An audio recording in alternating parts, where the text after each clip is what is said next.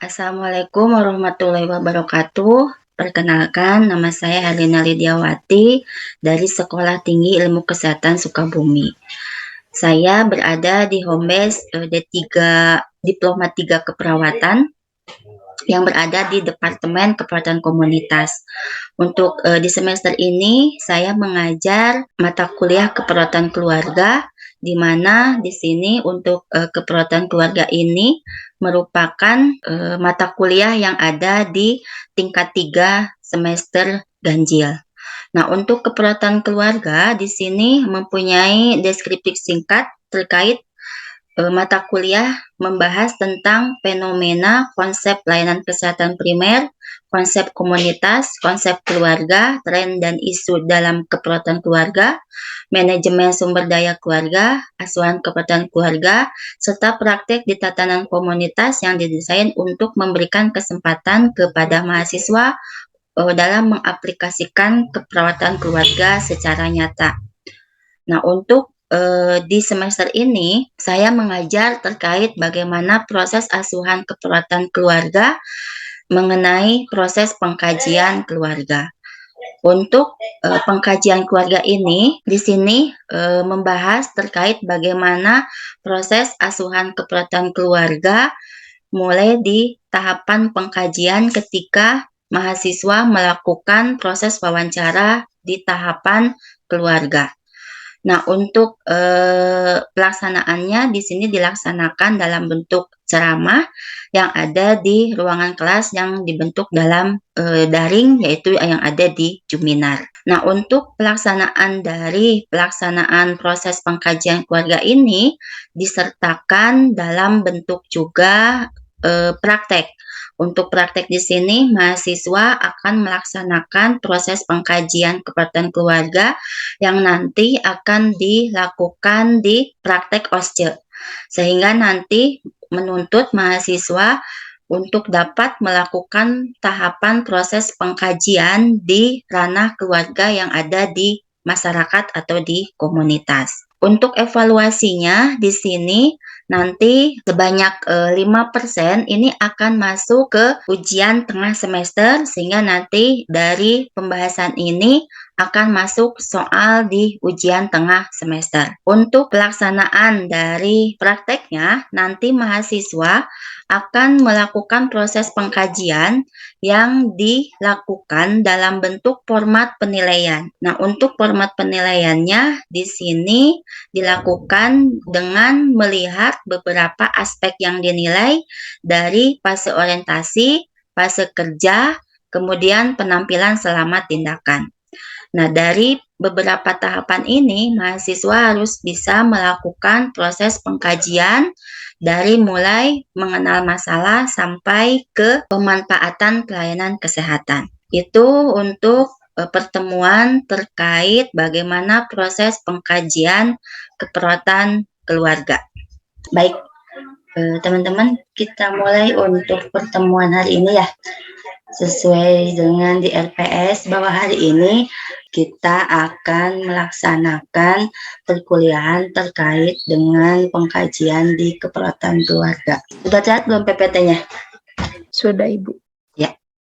Hari ini kita akan membahas terkait asuhan keperawatan keluarga, di mana asuhan keperawatan keluarga ini merupakan tahapan untuk asuhan keperawatan keluarga yang dimulai dari tahapan pengkajian sampai ke evaluasi. Ya, untuk keperawatan keluarga di sini untuk tahapan di awal itu kita awali dengan proses ke arah pengkajian. Untuk proses pengkajian di sini kita awali dari mulai tahapan pengkajian, kemudian diagnosa, perencanaan, implementasi, dan evaluasi.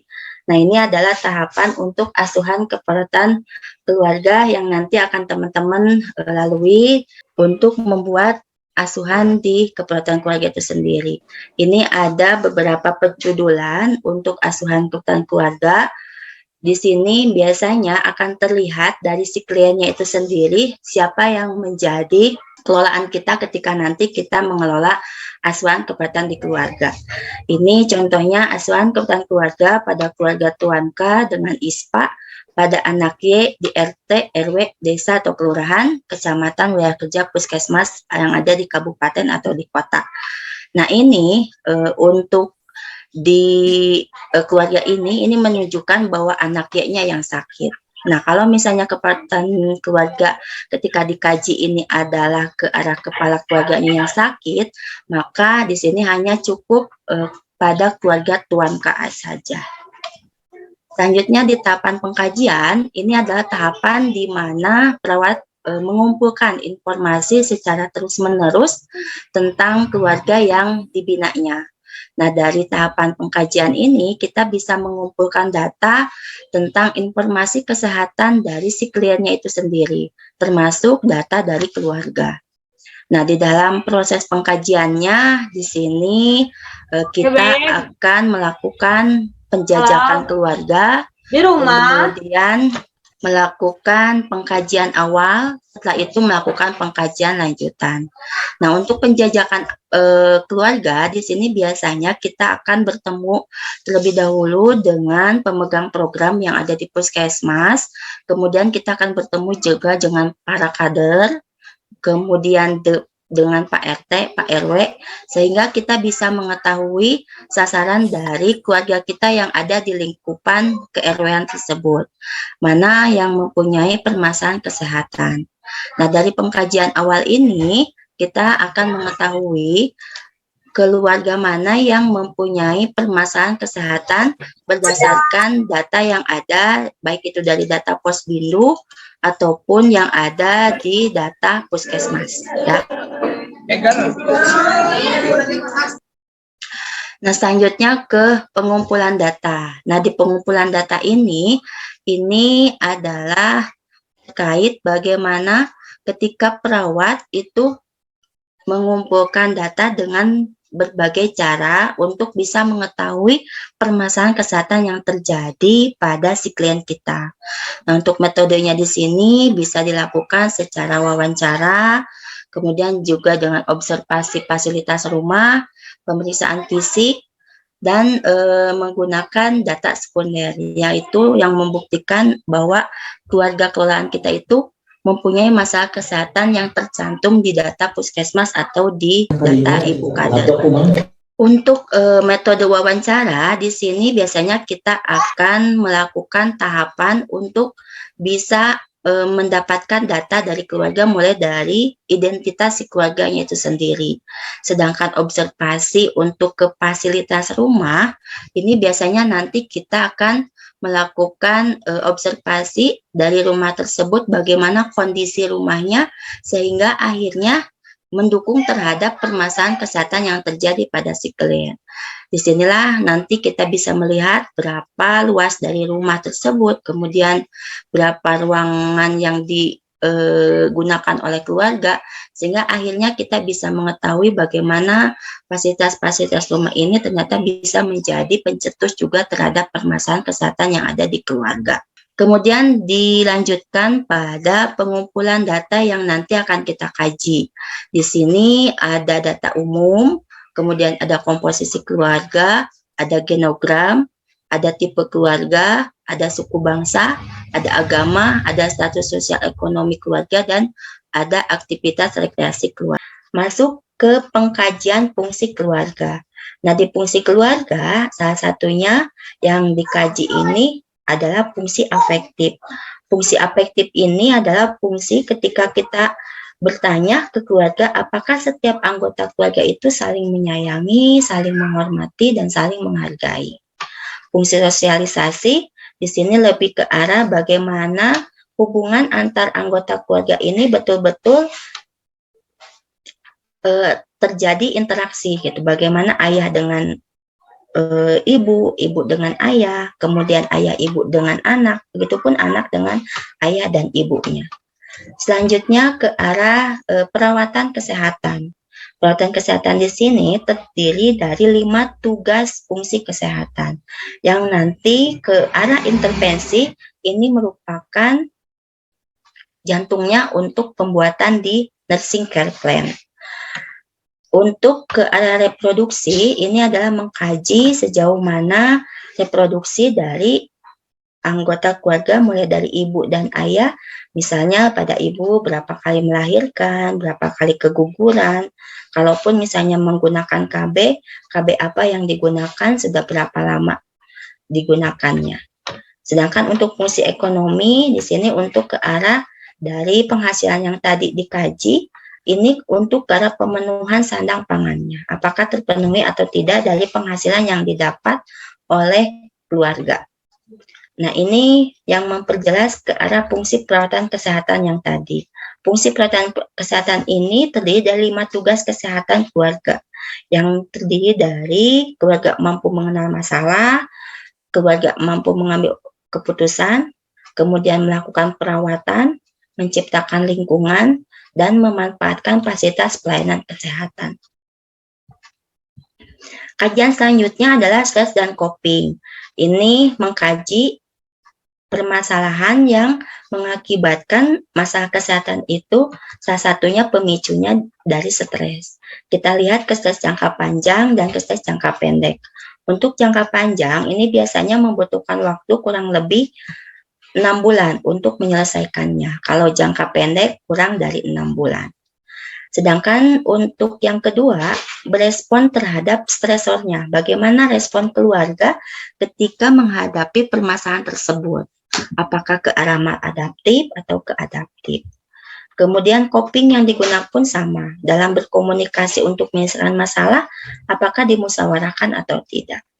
Atau malah lebih ke strategi adaptasi disfungsional. Artinya dalam menyelesaikan masalah itu dilakukan dalam bentuk kekerasan. Misalnya dengan KDRT ataupun dengan menyakiti diri sendiri. Selanjutnya ke pemeriksaan fisik. Nah, untuk pemeriksaan fisik di sini yang harus dilakukan oleh perawat adalah melakukan pemeriksaan fisik secara head to toe. Untuk pemeriksaan di sini dilakukan pada seluruh anggota keluarga.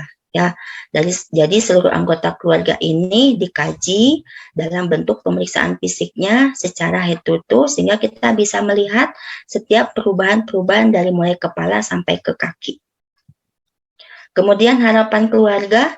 Nah, di harapan keluarga di sini ini adalah harapan dari keluarga itu sendiri bagaimana bisa menanyakan apa yang diinginkan oleh keluarga terhadap perawat yang datang ke rumah untuk membantu menyelesaikan permasalahan kesehatan teman-teman lakukan di keluarga. Ini tahapannya ya. Mulai dari beberapa fase. Fase pertama, ketika nanti teman-teman akan berkunjung ke keluarga ini, pertama adalah memberi salam. Dari memberi salam ini, kalian akan disapa oleh teman-teman. Kalian akan menanyakan maksud dan tujuan dari teman-teman datang ke keluarga itu apa. Nah, di fase orientasi, di sini selain kita memberikan salam, kemudian memperkenalkan diri, nama kita, sekolah kita, jelaskan tujuan tindakannya. Karena ini bentuknya ke arah pengkajian, karena di keluarga biasanya awam, belum memahami tentang pengkajian itu apa, maka secara sederhananya teman-teman sampaikan bahwa kita akan melakukan wawancara terkait permasalahan kesehatan yang terjadi pada diri ibu ataupun pada bapak. Ini ada di item 3 ini. Nah, setelah itu baru ke kontrak.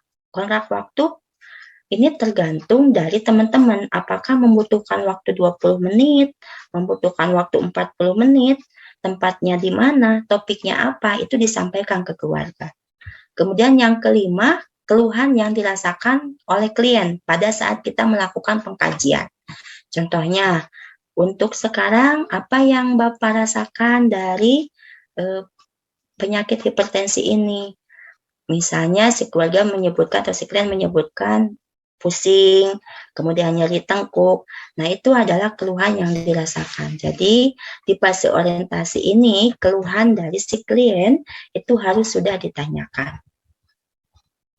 Pada saat masuk ke fase kerja, ini teman-teman akan menanyakan. Yang pertama adalah mengenal masalah.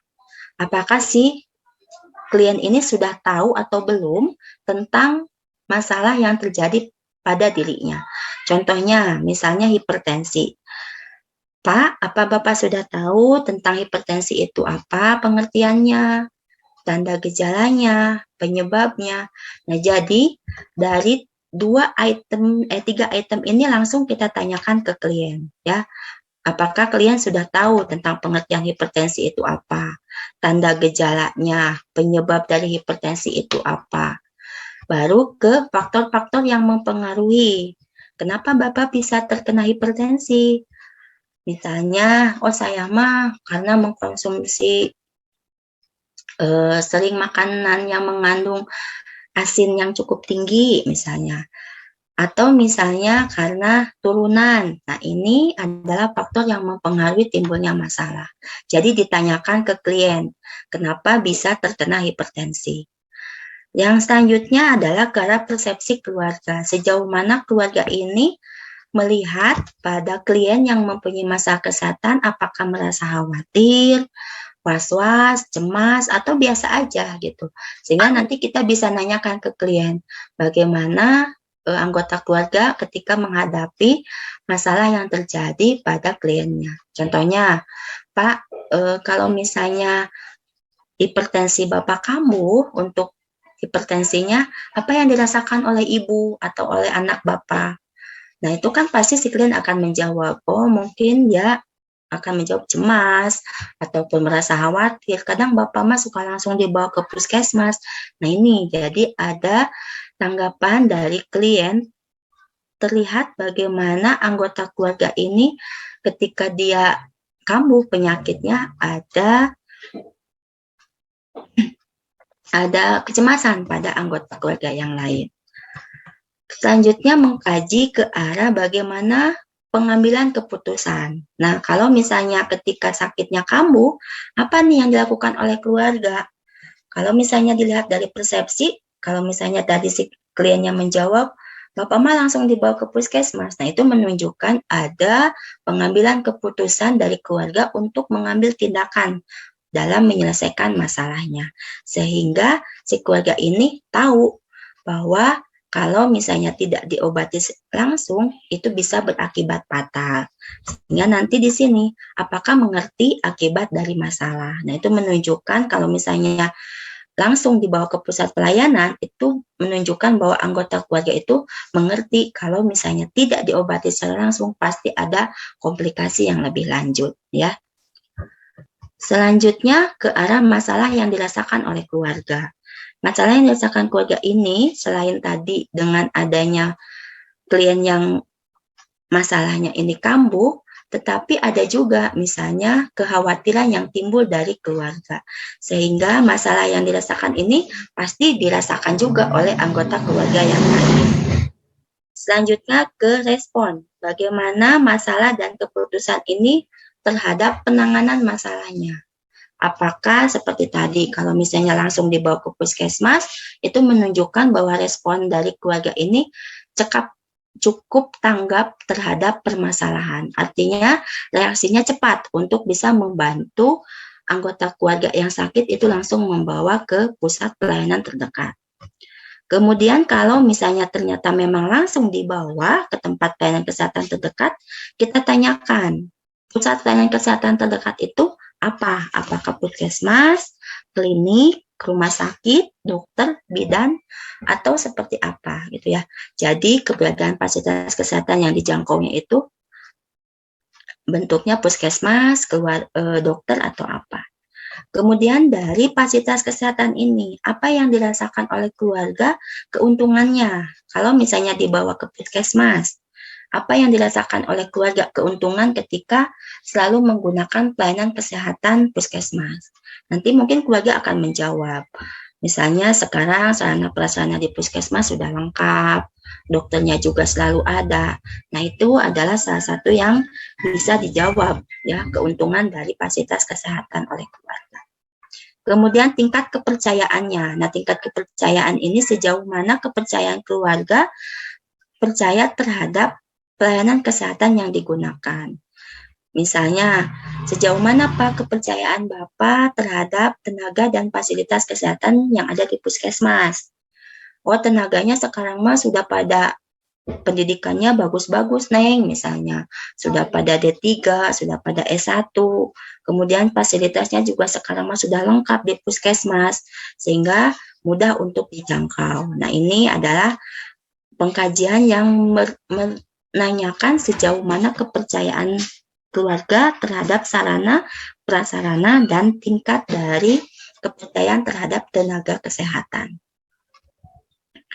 Selanjutnya bertanya tentang mengkaji pengalaman keluarga. Bagaimana pengalaman keluarga ini terhadap fasilitas kesehatan?